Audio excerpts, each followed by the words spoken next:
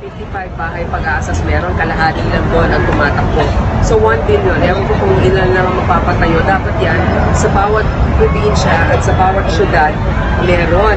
Kasi ang mangyayari, kung inimplementa natin yung batas, halimbawa kung matuloy yung batas na yun, saan mo ilalagay yung mga bata kung walang bahay pag-asa? Either malalayo sila sa kanilang pamilya or mahahalo sila